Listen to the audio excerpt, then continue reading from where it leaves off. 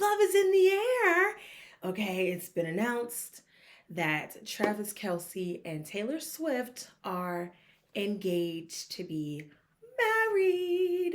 She is the fiance now, so when you see her name pop up on the screen when she's at the games, it's going to say Travis Kelce's fiance now. Yes, yes, yes. And NFL fans, if you thought you were getting rid of her, you're just not. Okay, this may be his last year. Apparently, this may be the last rodeo. So all right, they're like the Browns. They're having a hard time over there. But the Browns did trade Kenny Pickett. Shador did make the roster as QB3. So I made a video about it earlier. I talked about it on Sunday Funday about, or was it Sunday Funday? Yeah, Sunday Funday, about the marketing aspect, the news, the media, and all of the revenue sharing, the market value, and all that of the Cleveland Browns going on, because it seems like every day we're talking about the Cleveland Browns some way, somehow. Will that probably decline a little bit? Yes, but we're still going to, all the media is still going to very much talk about it, because you have a Sanders over there. But I also feel like when you look at how they named QB2 and 3, it's really just draft the draft order 3-5. Like, it just, they would have a hard time trying to explain to some why Shador would have been put above Dylan anyway. And then what they would have been like, oh well, his last game was, but see, here we go, we're still talking about it. We're still talking about it. So it's a win-win for them. The New York Giants, they did cut quarterback Tony DeVito. They did cut him. They had, first of all, I knew they were going to cut him because they had their quarterback room is full, literally full. They not going to cut Winston, because at the end of the day, he's also good for their marketing. He's also good for their brand. That man is a chef's kiss. He's like a treasure, a timeless treasure. Where it's like, of course, why would we not keep him on the roster? I don't know if they will be able to make him a backup, because he still can very much play, because Jackson Dart is going to take over after Russell. He is. You can mark my words on that. Jay to the Cutler has to spend time in jail. And it's not as much as you think, right? But it's probably going to be, it's going to be a lot for him. He has to spend 4 days in jail. $350 fine. He has to take a safety class. Tennessee said you are no longer driving in the state. License is revoked. You're done. You're cooked. Goodbye. It's messy. But to be honest with y'all, Tyreek has been messy. This is nothing new. She had a baby, and right after the baby, there was another baby coming out of the woodwork somewhere. Okay? So again, she probably was okay with the cheating. She probably was not okay with continuing to add kids to the Hill bunch. She knew what she signed up for in that sense, right? I do not think that she signed up for you to be trying to knock her head between the washer and the dryer. I don't think she signed up for that.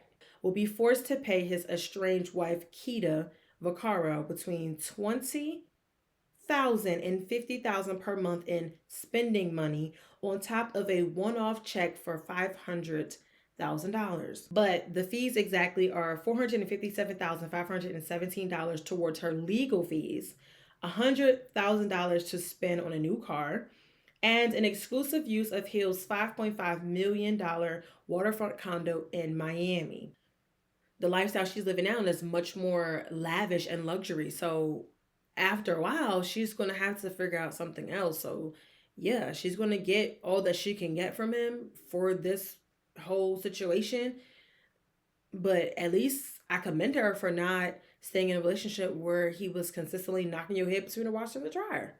Shaq is basically willing to invest into LSU's arena. There's been talk that if they give him naming rights for the next 10 or so years, then he's willing to put in, millions and millions of dollars into this arena. So I know for a fact this is business when it comes to him putting money into this arena. And it's going to be nice. It's going to be excellent. And I can't wait to see it. Former five-star basketball player in Arterio Morris. He is going to be going to Bethune-Cookman. Yes, yes. Welcome to HBCU. It's going to be an amazing experience. Did y'all know that Babe Ruth is still alive? Did you know that? Did you know that he resurged from the heavens upon us and came back to earth? This is Babe Ruth, y'all. They're like, it is no way that you are the real Babe Ruth, because that Babe Ruth died in 48. The suspect's name is George Herman Ruth.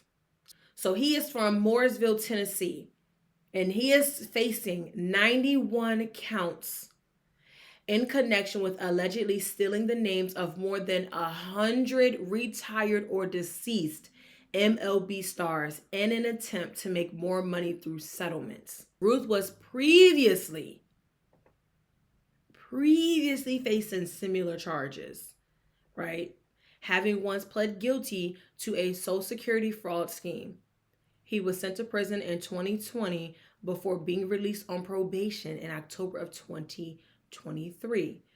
He completed his probation last month. So as of July 2025, his probation was done. So he only had about 2 years of probation for fraud, and he went right back and did the exact same crimes. This documentary was essentially going through her journey, a bit of before tennis, before she blew up with tennis, before she had her baby, and it's also showing a little bit of after she's had her baby. It's really like a dedication documentary to her daughter, and it's called The Second Set. A month after she had her baby, to get back on the tennis court. She was going to, at one point, retire from tennis and be done with it. And then after she had her baby, she realized, like, no, I want to be able to do this now for Shy. And for her to still be so young and still getting through her career, she's faced just a lot of different things so far in her life and her career, that it's a good, sweet moment that you kind of get to see who she is on the other side. She led them to a championship in 2021.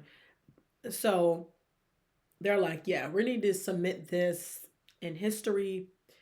And they retired her jersey. So I think it's really cool. I think it's really sweet. I think it's, a great moment for her. She is one of the best to ever do it. So I think that this is just absolutely amazing. And just seeing her progress outside of basketball. And I absolutely love it. I love it. It gives me luxury. It gives me classic. It just gives everything that it needs to give. Right away, it's recognizable. It's classic. It is something that is like, oh, I want to wear that. Oh, that's high end. Oh, it's giving luxury and comfort and, like a. But I feel like her logo expands beyond the court. It expands beyond just a tennis shoe. Her pants that she wore today with the logo on them, I need those. It's giving me, I want to make this a lifestyle brand, a lifestyle luxury brand. And I love it. I love y'all. Thanks for watching. Thanks for being here. And I will see y'all on the next one.